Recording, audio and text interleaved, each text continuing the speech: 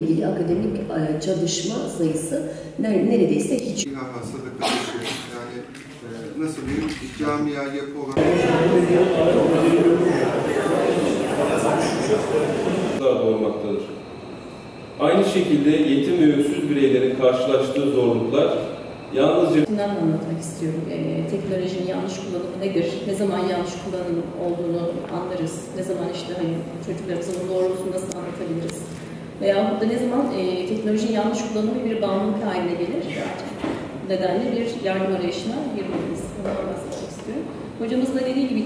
Gün boyu yapacağımız programlarda varlık içinde yokluğu, kalabalık içinde yalnızlığı yaşayan sosyal yetim milyonlarca yavrumuza seni görüyorum ve ben buradayım demeye gayret edeceğiz.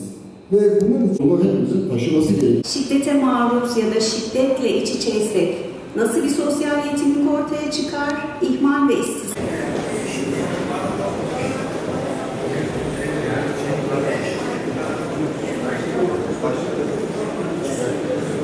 Hava şartlarına rağmen yani İstanbul'un bir başka ucuna bu şartlarda gelip bu salonda bu sempozyuma katılmak, bu kapsamda bir vicdan rahatsızlığı duymasının, bu konuda ne yapabilirim kaygısı duyuyorum.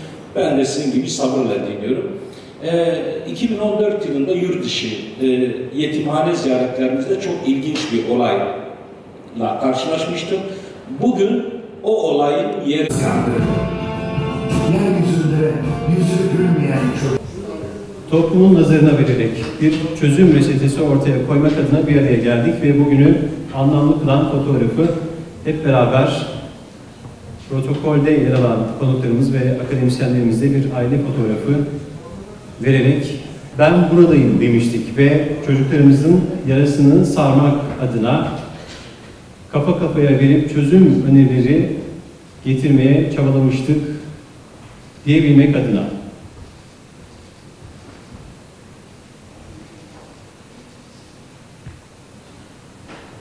Çok teşekkür ediyoruz misafirlerimize.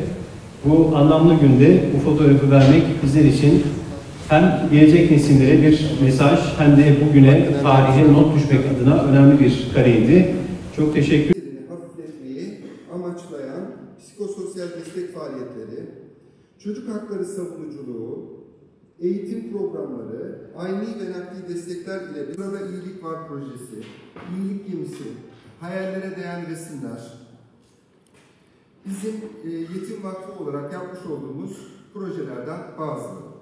Ayrıca yetim... Bugünün anısına Sayın Başkanımız Murat Yılmaz sizlere takdim ediyor efendim. Bir alkış alalım. Neşe kaynağı olan çocukların bombaların altında yaşam mücadelesi vermesi, yaşam korkusu yaşamaları gerçekten şu çağda 21. yüzyılda utanılması gereken bir şey diye düşünüyorum. Yani dediği gibi şu kötü hava şartlarına rağmen yani İstanbul'un bir başka ucuna bu şartlarda gelip bu salonda bu sempozyuma katılmak, bu kapsamda bir vicdan